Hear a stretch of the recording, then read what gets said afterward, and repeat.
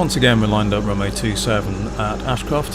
Fairly windy, gusty day, and also been raining rather heavily, so because this runway is well drained, even though it wasn't directly into wind, it was still the best choice. I'd had my biennial flight review a few days earlier, and my instructor, he was fairly complimentary, but he did say I fly like a fixed-wing pilot, which was not surprising given I'd done 25 hours fixed-wing the previous 10 days, so I thought for this flight I'd go out and practice flying once again like a gyrocopter pilot, doing some PFLs and glide approaches.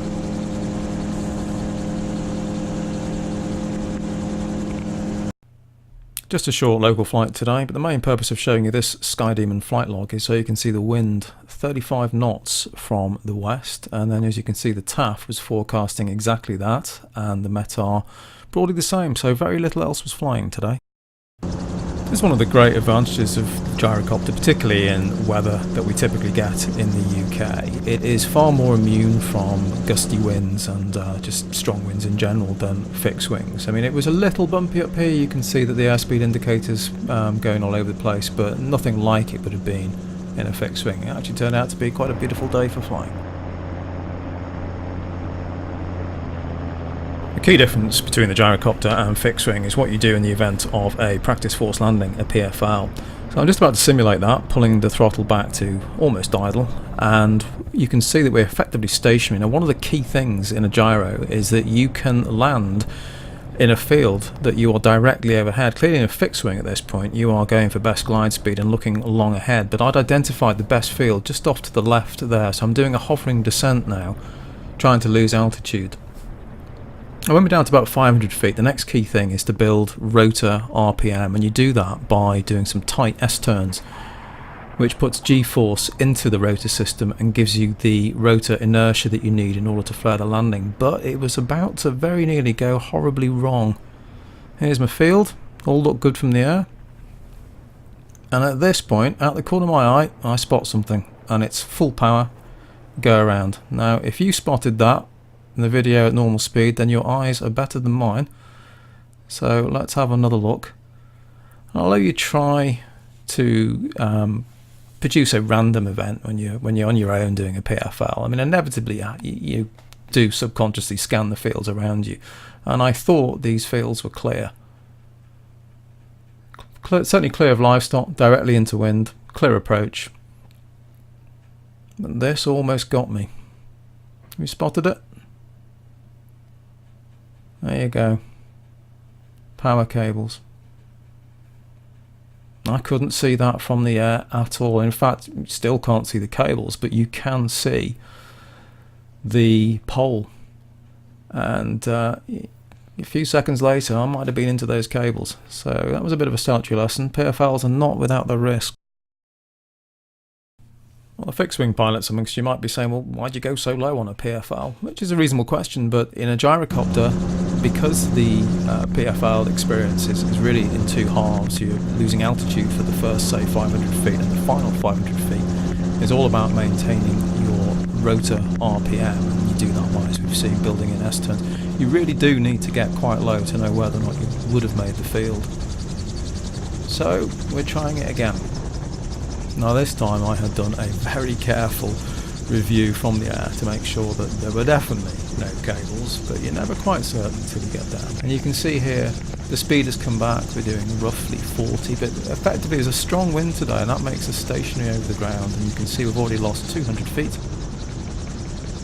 And I'm pretty much directly overhead, not quite directly overhead, my field is just in front there. Again, you'd never make that field in a fixed wing, but it was ideal in the gyro, directly into wind. So here come the S-turns, holding 50 miles an hour, tight turns to build the rotor RPM. Nice long field, I maybe could have pulled one more S-turn there.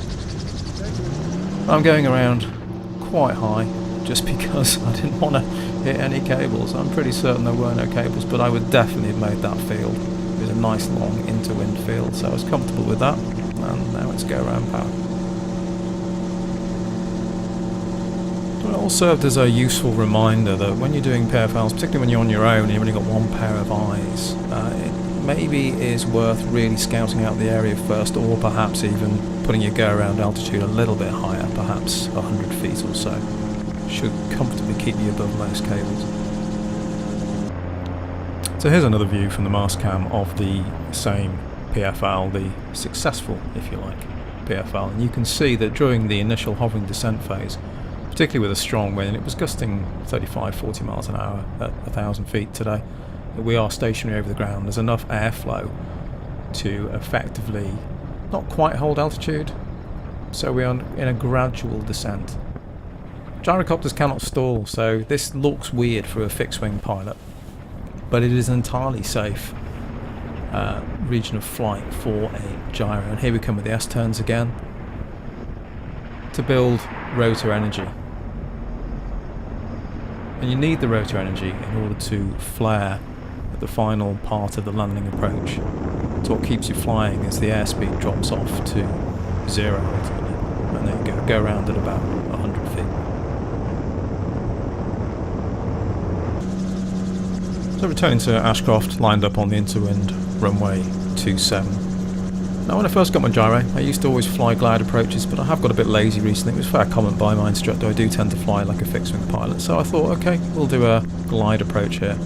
Now because the wind had been very strong, I was deliberately delaying my IDP, my initial descent point, thinking that my speed over the ground would be very slow because of the high wind altitude. Now what I actually not appreciated is the wind had died down quite substantially during the hour of being in the air.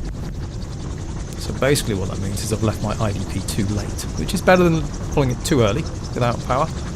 So I realised that quite early on, and I'm doing a hovering descent now. You can see we're effectively still moving forward over the ground faster than I would have expected because the wind had died. So once again it's basically like a PFL, but this time to land. S-turns to build the rotor energy, always keeping the runway directly in view.